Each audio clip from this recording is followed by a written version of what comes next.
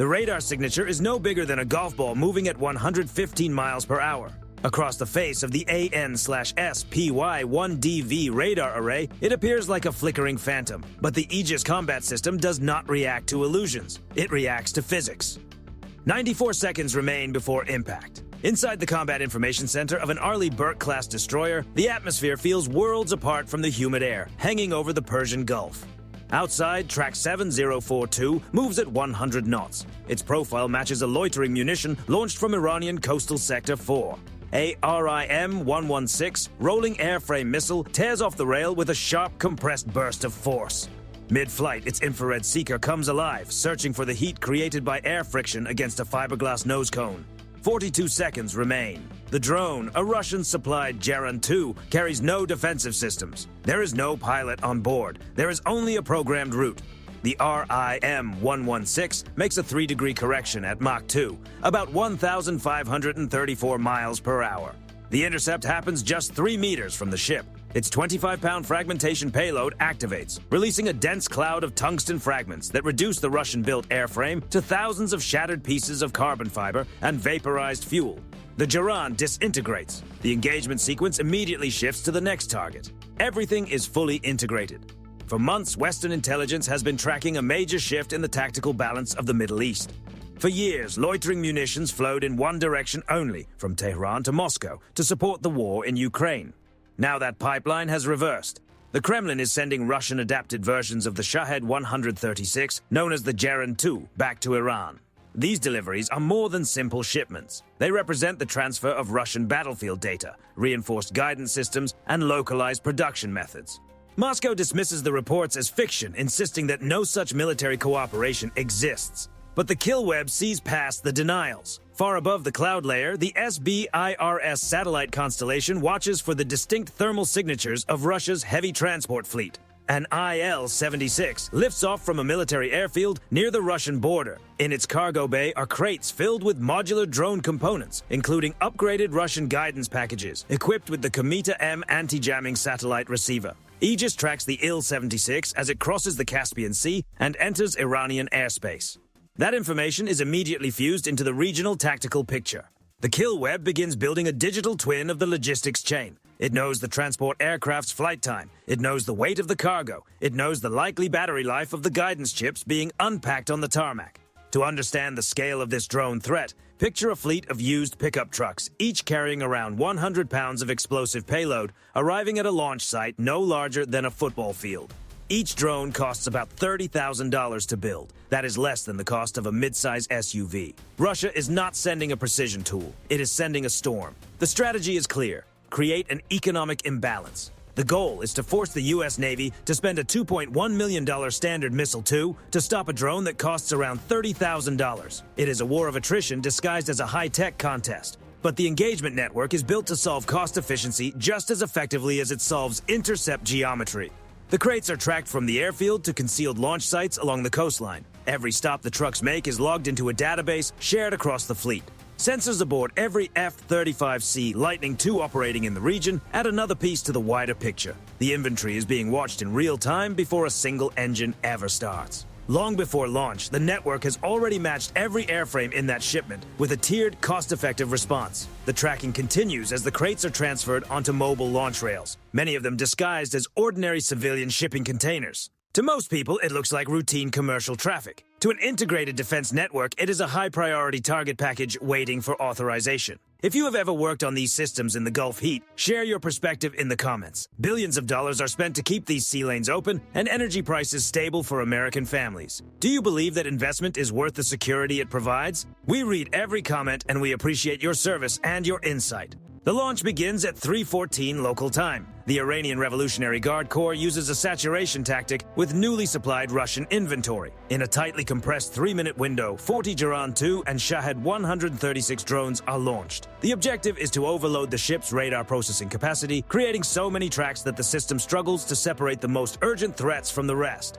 The drones rise from their rails like a dense mechanical swarm. Flying at just 150 feet, they skim the waves to remain below the radar horizon of land-based sensors. On the bridge of the USS Gerald R. Ford, the atmosphere is controlled and intensely focused. The ship's dual-band radar detects the swarm the moment it clears the coastal dunes. Aegis immediately begins sorting the picture. It identifies 40 separate tracks and assigns each one its own digital identifier. It calculates 40 intercept solutions using wind speed, humidity, and drone velocity. Threat level, high. Response logic, tiered defense. The first layer of defense is almost invisible. The AN/SLQ-32 V7 Electronic Warfare Suite activates as part of the Surface Electronic Warfare Improvement Program. The system fills the battle space with powerful digital interference aimed directly at the Russian Kometa MGPS receivers inside the drones. This is the soft kill stage. For 12 of the drones, navigation suddenly collapses. Their internal gyroscopes, cut off from a stable satellite signal, begin to drift. Within seconds, they lose orientation completely. 4 of them break hard and spiral into the sea just 5 meters from the coast. 3 more, flying on corrupted guidance, collide with each other in midair, sending sparks and fragments of carbon fiber into the dark water. But 28 drones are still in play. They are now 30 miles from the carrier strike group. An Arleigh Burke-class destroyer in the screen begins its kinetic response. It does not open with its most expensive interceptors. It follows a layered sequence built around range, efficiency, and cost, using the right tool at the right moment. The ship launches the RIM-162 Evolved Sea Sparrow missile, the medium-range option. It erupts from the vertical launch cell with a blast that shakes the deck and carries through the soles of every sailor's boots. Within seconds, it accelerates to Mach 4, more than 3,000 miles per hour. The RIM-162 carries a blast fragmentation payload designed to detonate near its target and fill the surrounding airspace with high-velocity fragments. One missile bursts in the middle of a 3-drone formation. The effect is immediate. The formation collapses almost instantly. In the first 12 seconds of the missile engagement, 8 drones disappear from the tactical display. That leaves 20 drones at the 10-mile line, still closing at roughly 170 feet per second. This is where the engagement becomes intensely physical. The ship's 5-inch Mark 45 gun swings toward the horizon. It is loaded with hypervelocity projectiles, rounds that cost only a fraction of a guided missile, but travel at around 5,600 miles per hour. The gun fires in a steady, chest-deep rhythm. Each round is guided toward its intercept point by the ship's fire control radar. The shells burst directly in the drone's path, creating a barrier of fragments that is almost impossible to pass through. Wings are torn apart. Small 2-stroke engines fail. 5 more drones drop into the waves, trailing flame behind them. Now 15 remain. They are inside 3 miles, entering the inner defensive layer. This is the close-in zone, where the margin for error vanishes. The phalanx CIWS comes alive. Its white, rounded radar housing locks onto the nearest target with astonishing accuracy. The 6-barrel 20mm Gatling gun spins up to 4,500 rounds per minute. Its sound is a continuous mechanical roar that vibrates through the steel of the ship. The first drone in line is hit by a dense burst of rounds in less than half a second. It never reaches the ship. It breaks apart into a cloud of debris and flame nearly 1,000 yards out. The phalanx shifts to the next target, then the next, with machine-like precision. One drone slips through the stream of fire after an unexpected gust throws off the geometry for a moment. It becomes the lone survivor, closing to within 500 yards of the hull. But the RIM-116 rolling airframe missile launcher on the aft deck is already tracking it. The missile leaves the rail and covers that final distance in under a second. The intercept happens so close that the bridge crew can see the orange flash as the drone's 100-pound payload detonates harmlessly over the water. Only 114 seconds have passed since the initial radar contact. In that span, 40 inbound threats were detected, sorted, and engaged. The result is 40 confirmed intercepts. The U.S. Navy takes no casualties. The destroyer's deck is scattered with spent 20mm casings, the air heavy with the smell of hot brass and propellant. Aegis returns to its watchful scanning state. The sequence works because no single weapon solves the entire problem. The system succeeds because every layer supports the next, turning separate platforms, sensors, and interceptors into one connected defensive organism. The satellite constellation delivered the first warning. The electronic warfare suite created the first layer of disruption. Then the layered kinetic defenses from Sea Sparrow to the Gatling gun brought the engagement to its conclusion. The Russian drones failed for a simple reason. They were standalone weapons operating without a fully integrated network. They were individual platforms trying to push through a defense built on shared, real-time data. But for the U.S. Navy, the process does not end with defense. In the logic of the kill web, a successful interception is only the opening phase of the response. While the swarm was still being broken apart, a pair of F/A-18E Super Hornets from USS Gerald R. Ford were already circling at 30,000 feet. They were not searching for drones, they were searching for the launch point. The data collected from the first detection of the Russian shipment, the truck routes, and the thermal signatures of the launch rails is now flowing directly into the cockpit of the lead Super Hornet.